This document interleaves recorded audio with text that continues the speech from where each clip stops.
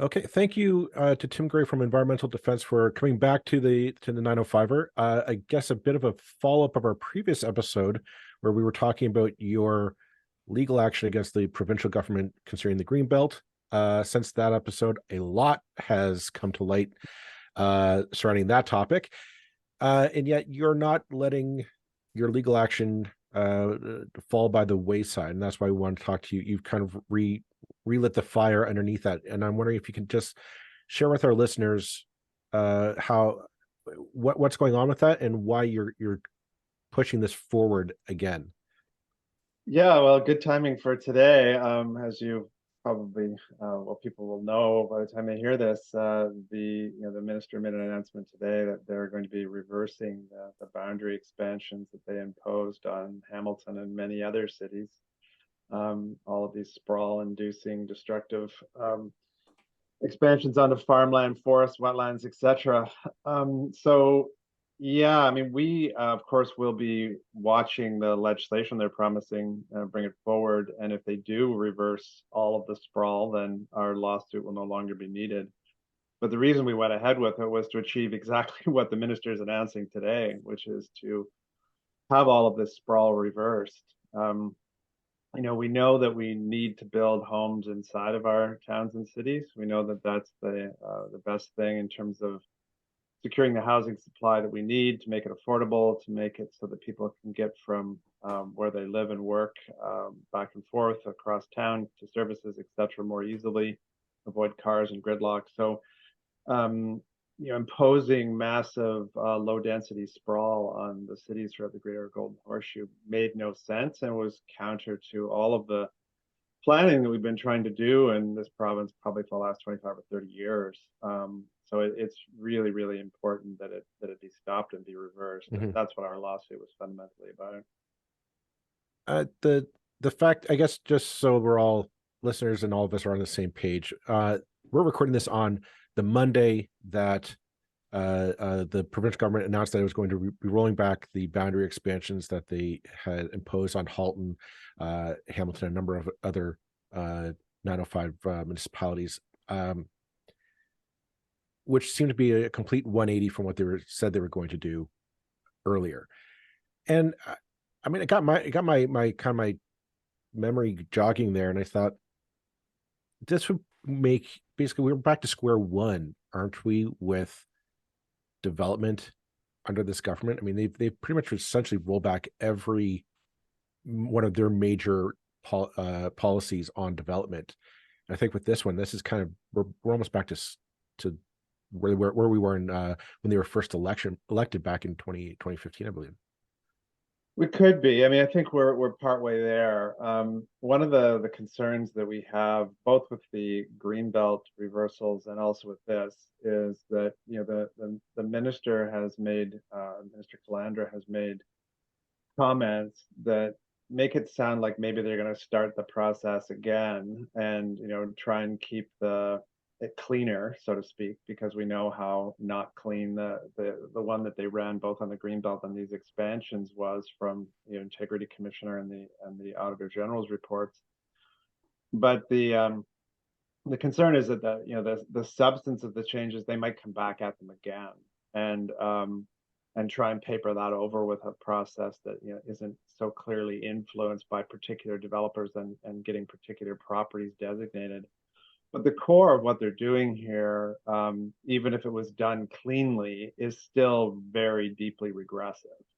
The idea that a path forward for housing supply, sustainability, competitiveness for the Greater Golden Horseshoe is a 1950s highway first, followed by sprawl model is fundamentally flawed. So in addition to making these reversals on these boundary expansions and the Greenbelt attack, they need to revisit their plans to get rid of the growth plan, to gut the Planning Act, to remove all of the protections for wetlands, to remove the powers of conservation authorities, to weaken density requirements, because as you know, part of the changes they've made to the growth plan and the Planning Act remove the requirements to build more densely inside of our existing towns and cities, therefore just encouraging more and more sprawl. So the entire policy direction needs to be reversed, and we need to move forward with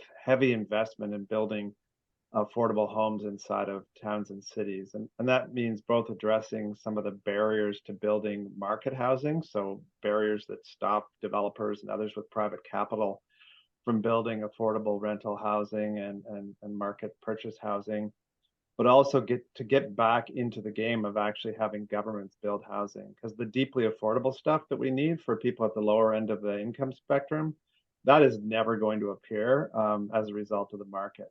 The fact that we don't have any is a market failure, and we're not going to solve market failure by asking the market to fix it. It's just not going to happen, and everyone knows that. So they need to take the money that they're wasting on pro-sprawl policies, like trying to build this $10 billion Highway 413 that's going to go from Milton to north of Brampton, and the other Bradford bypass, which is going to go through the Holland Marsh, and instead focus this money on public infrastructure like public transit, but also build houses for people that can't possibly afford them in any other way.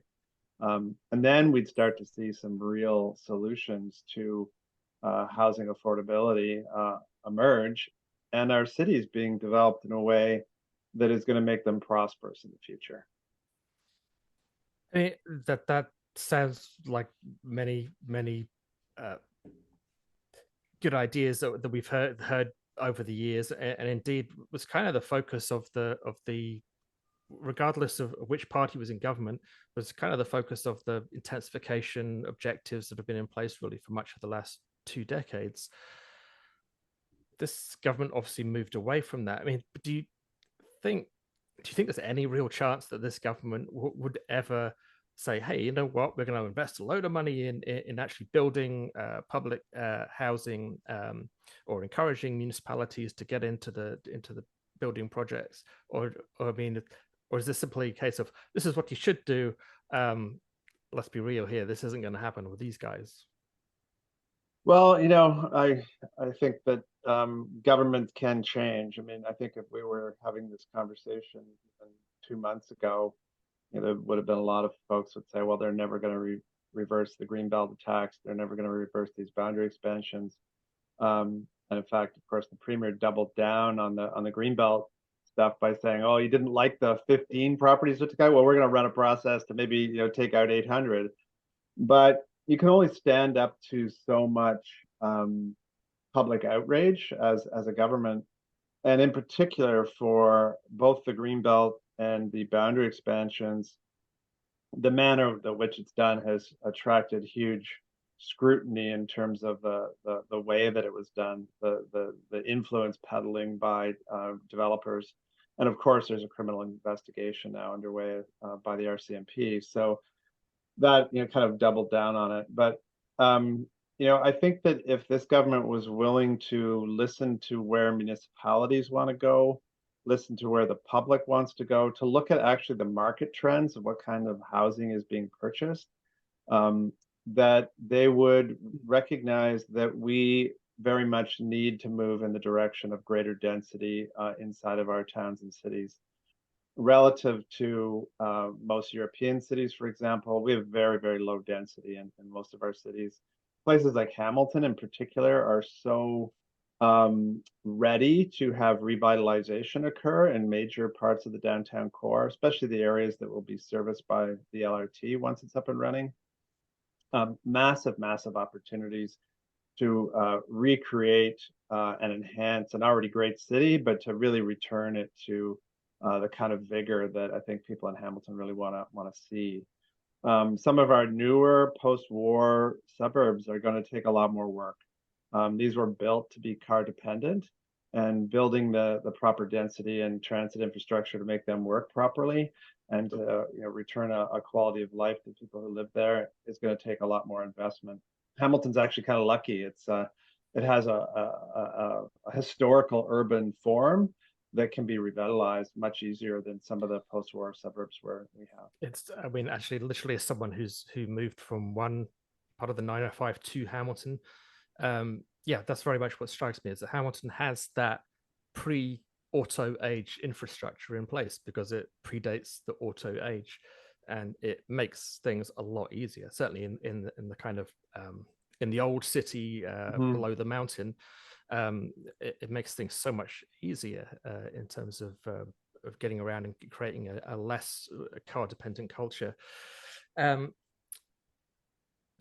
other question that struck me was well, to play slightly devil's advocate, but also to sort of advocate for a perspective which I think is very common in a lot of 905 cities, which is,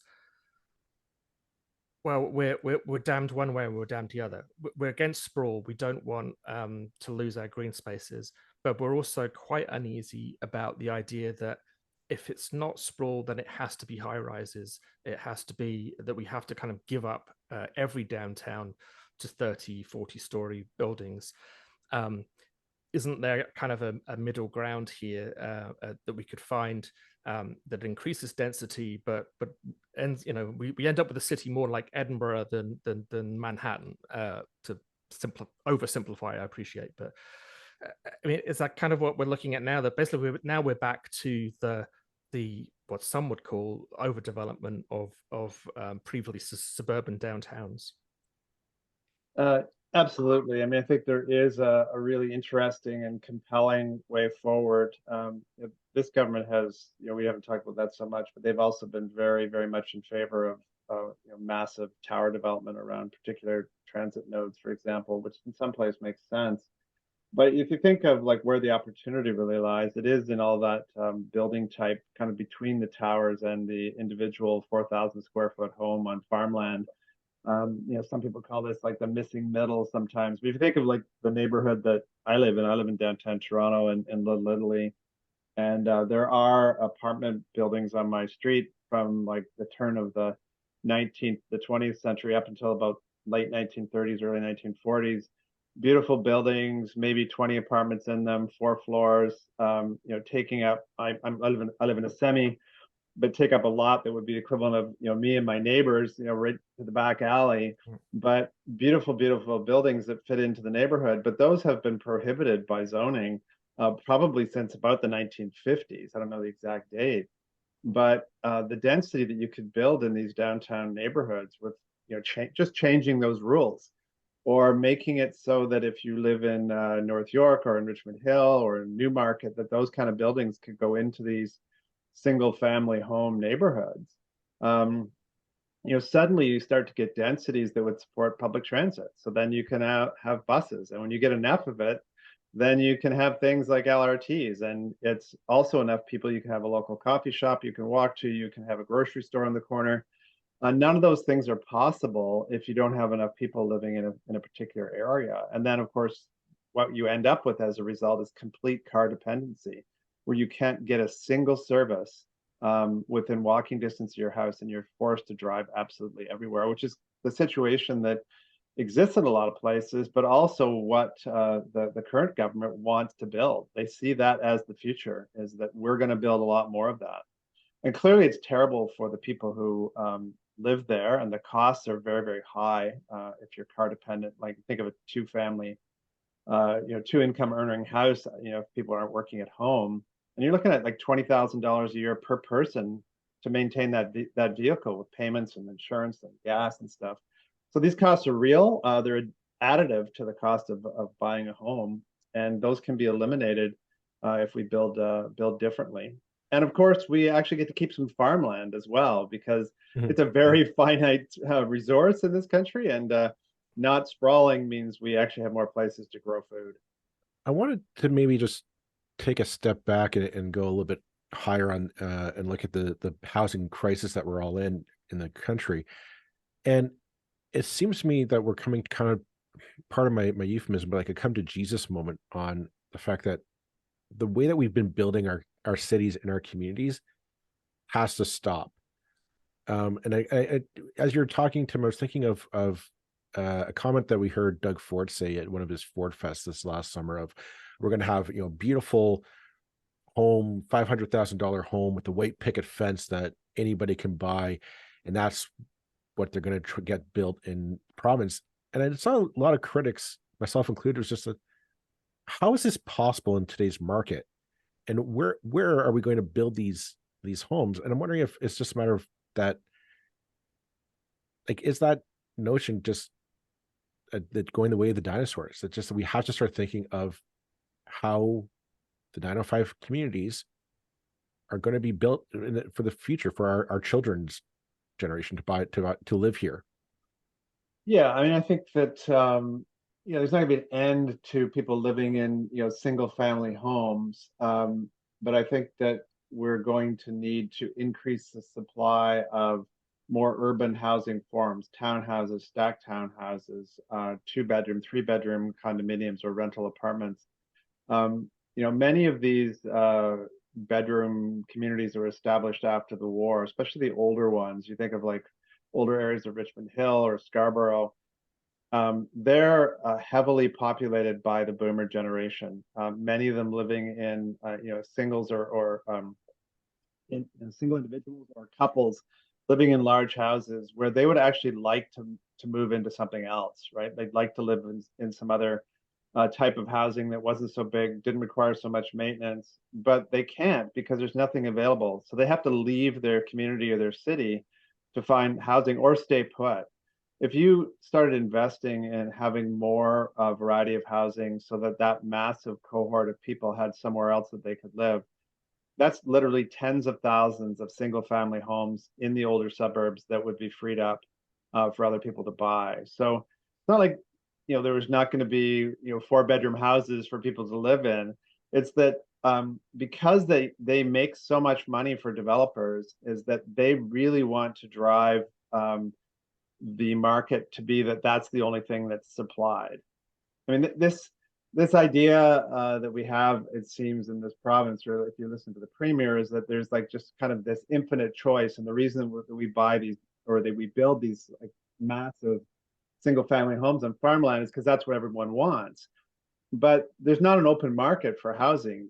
You as an individual either buy from a condo corporation or from a big tract home developer. It's not like any of us are going out in Southern Ontario buying a chunk of land, hiring an architect and a builder and building our own house. That's just not the way the market operates. So they make piles of money by building in urban areas these very small, either bachelor or 1-bedroom apartments, or out in farmland building gigantic monster homes. And unless there's some kind of regulatory intervention, they're going to just try and maximize the profit. So we actually have to make it clear what is acceptable to be built, because housing is more than just a commodity. People literally die on the streets if they're not housed, especially in a place where it's -20 in the winter. So we actually have to think about housing in a bit of a different way than it's just like a market commodity like bananas. It's not, and government needs to recognize that. Actually, just raised a really good point that I don't think we've mentioned before on this podcast. I think it's worth just highlighting, is that in the past and in other countries, large houses for big families, wealthy families, grown-ups, if you like, were built in downtown areas, and they would often be terraced. So you would have a terraced large house downtown, which would have a garden. So I'm thinking again of just places where I've lived, say in Edinburgh, where you'd have a large terrace of houses owned by very wealthy people who chose to live there rather than in the suburbs, that's for sure. And they would have a garden. It wouldn't be vast, but they would have a garden. It was often across the street. Or there would be a shared park area that sometimes belonged to a private group. I'm not saying that's a wonderful situation necessarily, but you could have all the advantages. But if you have 2 or 3 children, what's your choice? You can't live in a bachelor pad in a new build. You're gonna go for the single family home because that's what gives you the space that you need for your family. So I think it's just something that hasn't sort of properly struck me before. So I thought it was worth highlighting. I had another point and it escapes me, but it will come back to me, Joel. I do. There's something I did want to touch upon, because this kind of bring back to the Greenbelt. The Greenbelt, pardon me. The Greenbelt scandal is such quickly unfolding, and it just seemed when we first had you on, the notion of, oh, you were going to take the province to court to find out what was going on, that seemed quaint at the time. And now we're getting just this. It's an onion. There's a new layer. Somebody else had their hand in the pie on this enrichment deal, and I'm right now, as we're recording this on Monday, October 23rd, folks. And today, this morning, it came out that it'll turn Leuna, one of Doug Ford's big supporters, and he got a big endorsement from Leuna in the last election.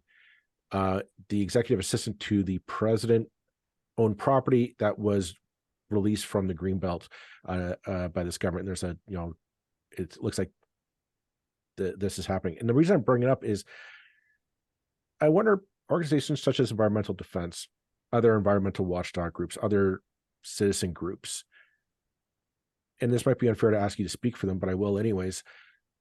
Do you folks have any trust in this government now that we seem to have forced them to roll back a lot of the decisions and the policies that they implemented, where you force them to roll them back under public scrutiny?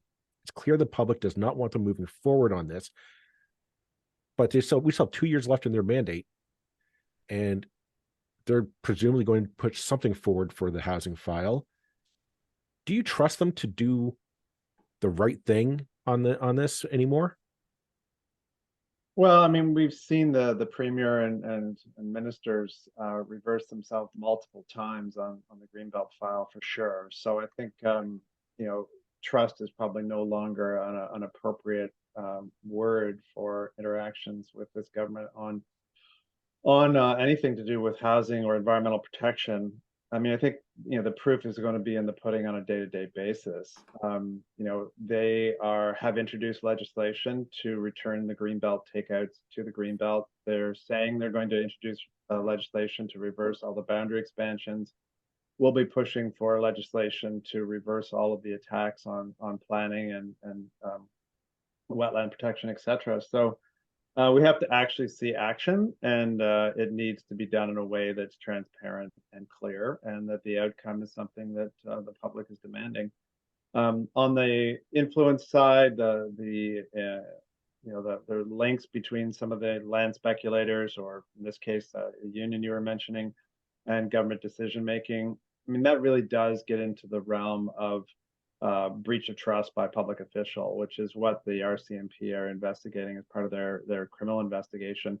Not my area of expertise. I know a lot more about planning and city design than I do about who's going to get charged and when with those kind of things. But clearly, it's of a lot of what we've seen coming from the Auditor General and the Integrity Commissioner causes a lot of concern, and that obviously is translated into the department of the RCMP that specializes in political crime, now investigating these circumstances. So we'll have to see what happens there.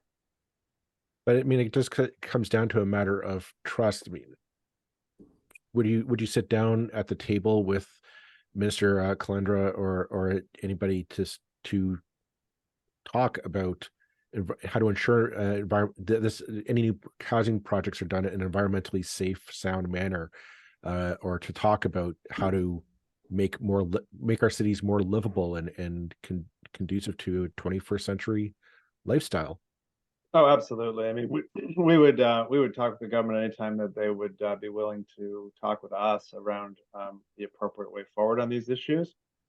They've had no interest in doing that over the last several years. But if they ever change their mind, happy to sit down and chat about it. Well, we'll consider that an open invitation to any progressive conservative members who might be listening to this podcast. So take note, folks. It really comes back, and I think we might have discussed this the last time we spoke to you, how policy in this government has, well, two aspects of this government. First, the policy has tended to be come forward with almost no consultation, with almost no kind of prior warning. We're certainly not mentioned in any party platforms. No consultation with the public, no consultation with stakeholders, no consultation with groups such as environmental defense or anybody else for that matter. And this is why, actually, although it can often seem annoying and it can seem that it slows the process down, this is why you do that, so that you don't end up with a humiliating capitulation and a reverse of every policy that you've come forward on something. And I mean, I've said a few times since 2018 that the one good thing about this government is that they when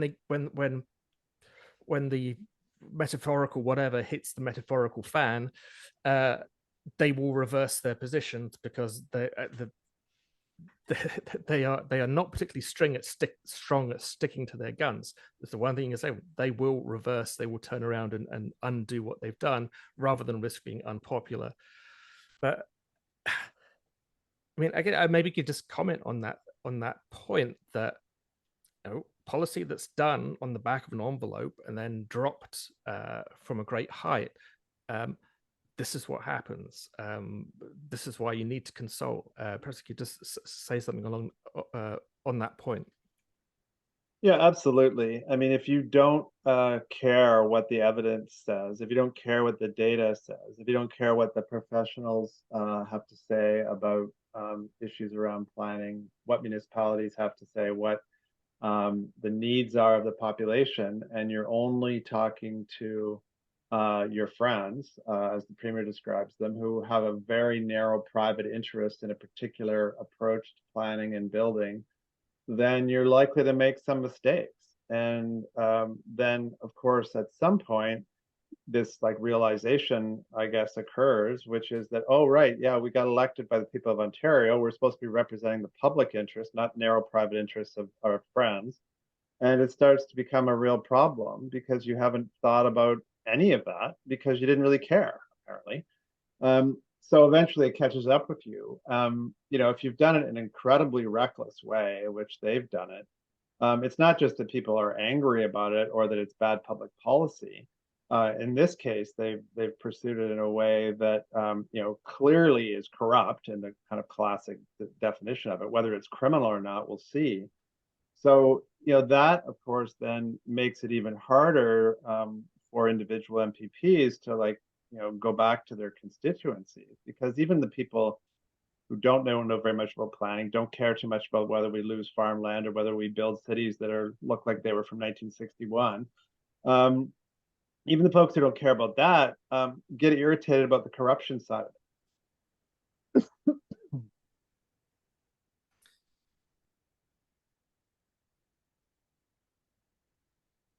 So yeah, I think that there is a path out of this for them, but they're going to need to change their ways. But the fact that they are willing to reverse at some point may help them survive. But at some point, I mean, this government I think part of the problem that we have with the housing file across, not just the 905, but across the country, is that people have a sense that things aren't getting done. And the action, I guess that my point is, the further we kick this can down the road, whether it's to revisit policy decision after policy decision, but ultimately shovels aren't getting in the ground, and we're not actually building the house that we need, it just makes this problem infinitely worse. That's just kind of my point on the file at the moment. Yeah, I mean, I think that's true. And the provincial government was pretty convinced that they could just use the existence of the housing crisis to do whatever they wanted for the people that they were connected with. They could just say, we're knocking down everything. We're knocking down the walls. We're going to wreck everything.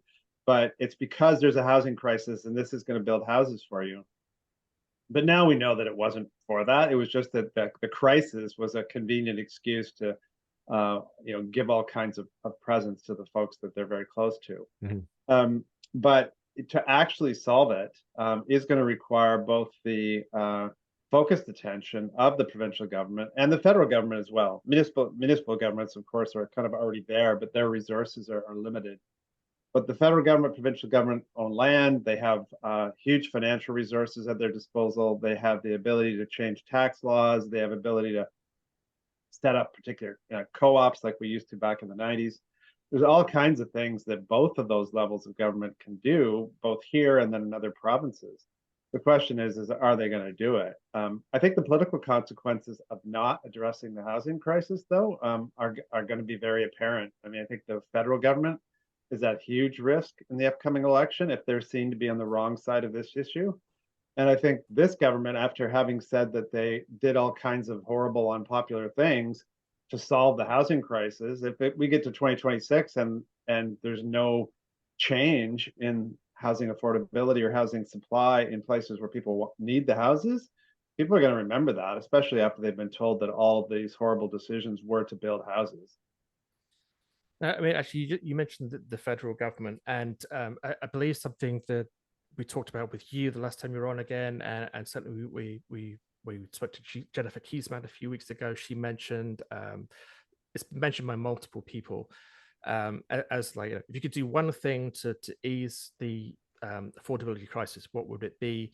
And that was to reduce the taxation on new builds, the tax that developers of rental accommodation have to pay as part of their costs.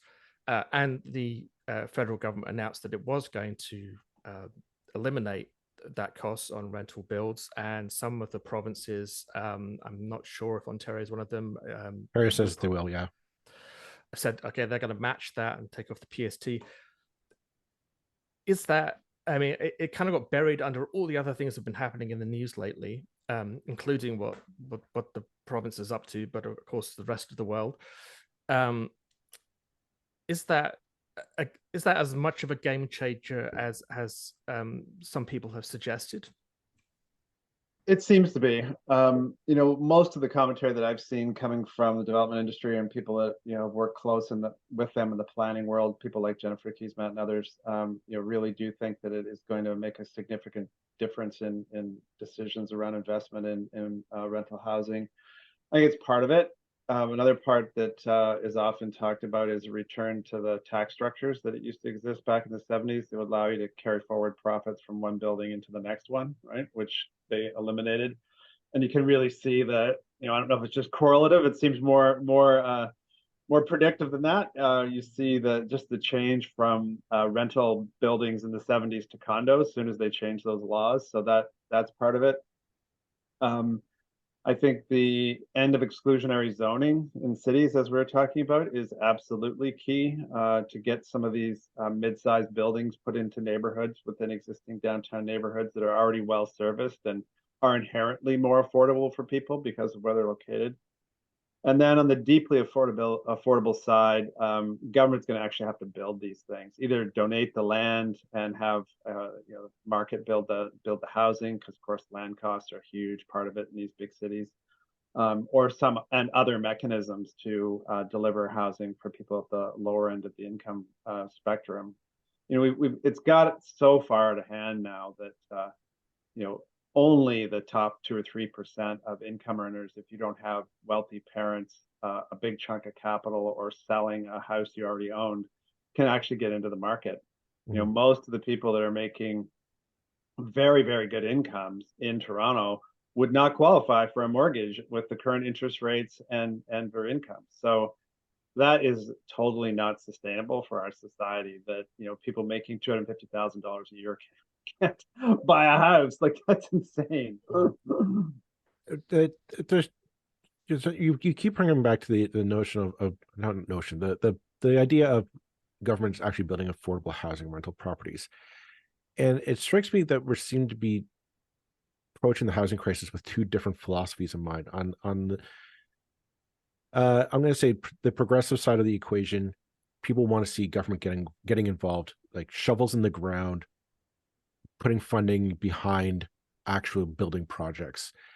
And then you have those on the right, more conservative, small c conservative thinking of government needs to get out of the way. That kind of Reagan-esque idea of government cannot solve this because government is just going to make the problem worse. Where do you see yourself in that? Or where would you see yourself in that kind of equation of how do we solve that? Is it just get out of the way and let the market take care of it, or do we actually have to start putting our backbone into it and build the things ourselves at some point? Yeah, I think you have to look at the evidence. Like government got out of building homes in the 90s. So we've had a 30-year run of letting the market solve it. And now there's no affordable homes. So I think we can see that letting the market provide hasn't worked for us. So unless we just want to say, well, it's because we haven't let it work long enough, or if we just wait another 30 years, maybe some housing will magically appear.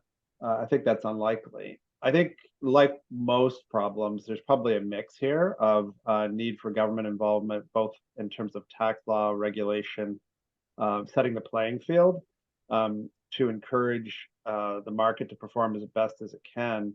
And then for the parts of society that can't be reached by the market, and because housing is so expensive now, significant portions of our population are not going to be housed in any foreseeable way by the market. So government has to get back into the business of providing housing for those people, preferably in a manner that is mixed, is co-op oriented, leads to home ownership, addresses some of the things we've learned about government housing and the negative stereotypes associated with that.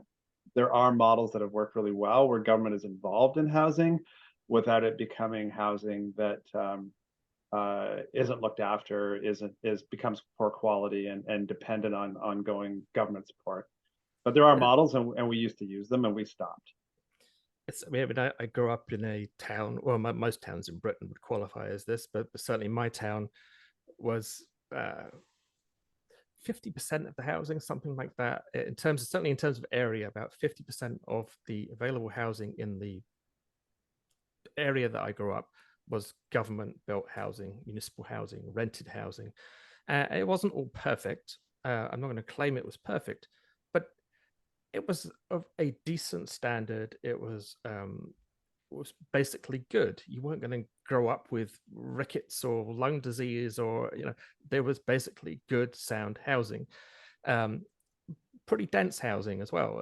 Again, built in an age where everybody assumed that working class people would never own a car, so it became a bit of a problem in the 70s. But anyway, like I say, not perfect, but basically good, and also not a financial drain on the municipalities who owned and operated that housing. People who live in those houses pay rent. It may be a modest rent, but it's rent.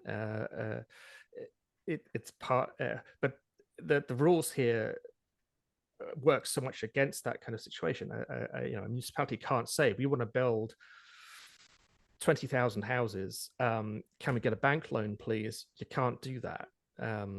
So right there, it's game over for any kind of major development, unless the law changes.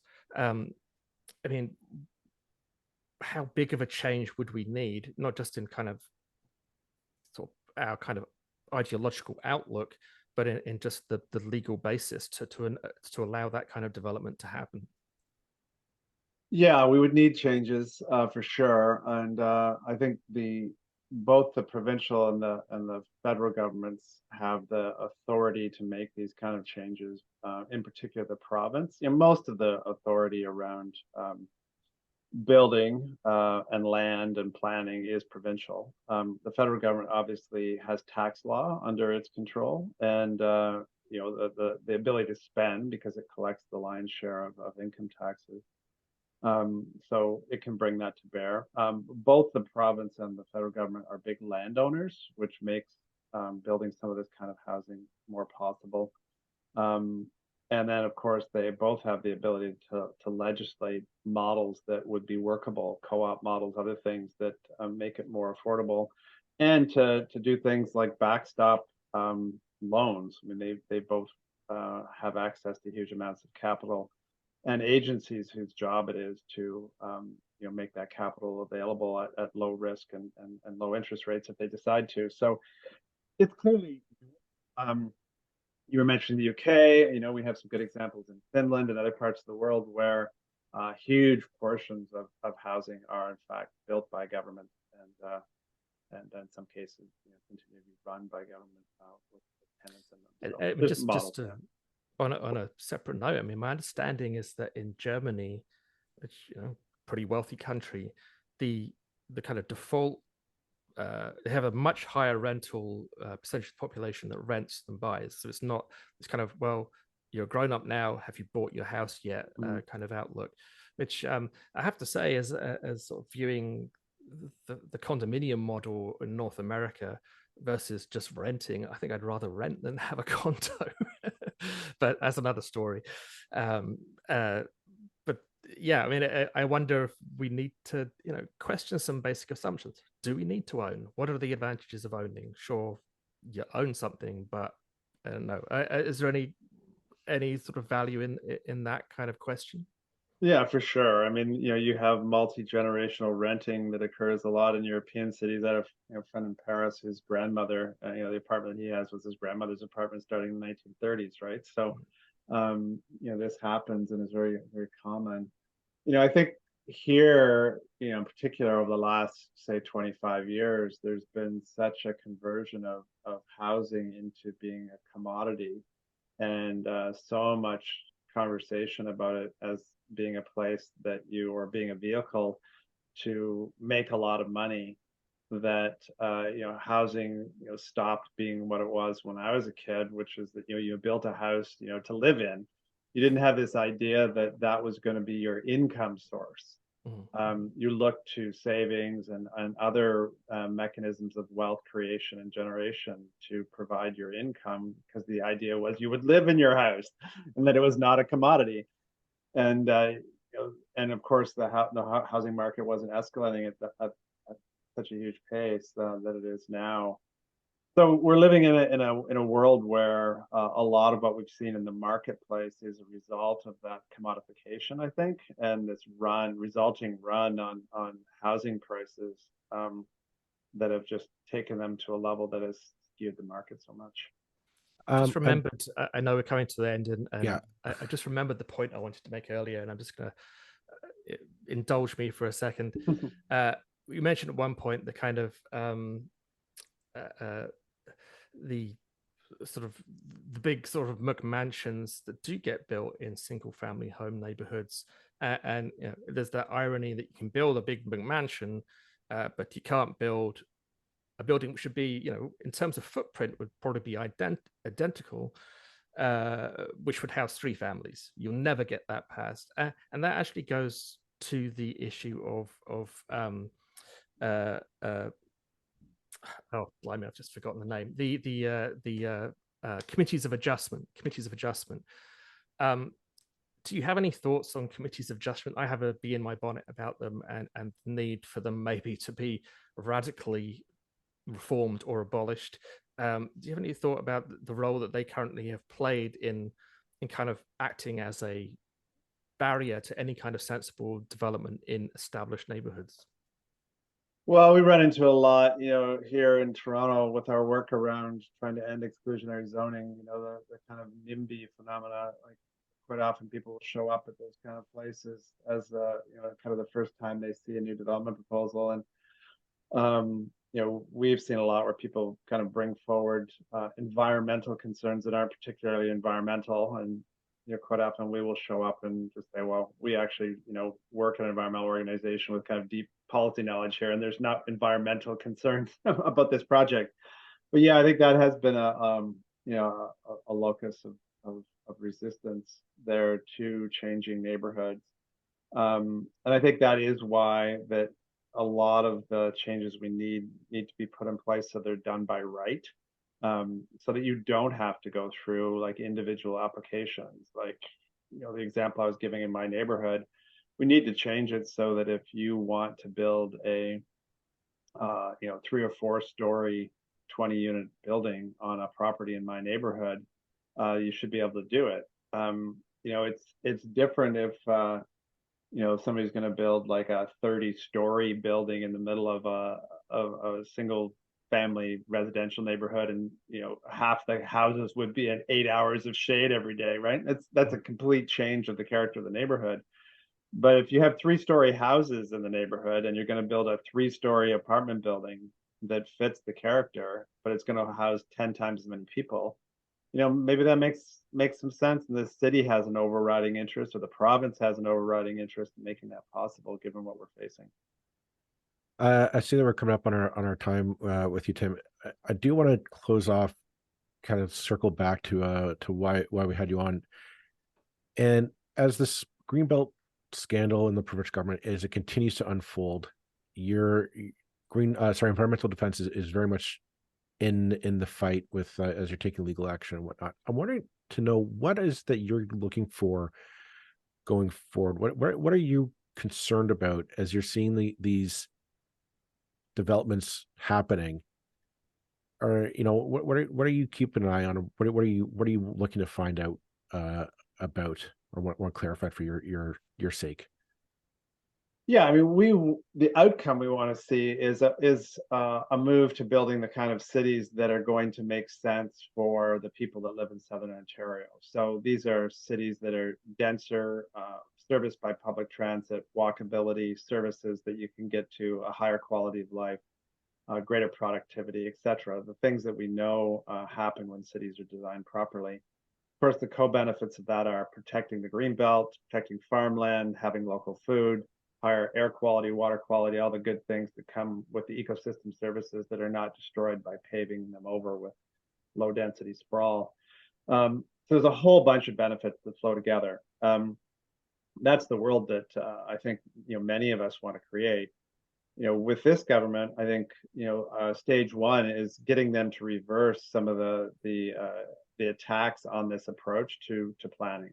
The Greenbelt was a big part of that. Boundary expansion is another. Next is to reverse all of the policy and legislative changes that mandate sprawl instead of encouraging the cities that we need.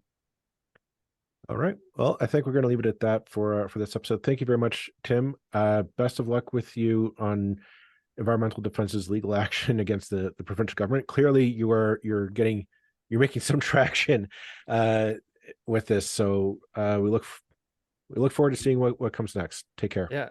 Thanks so much.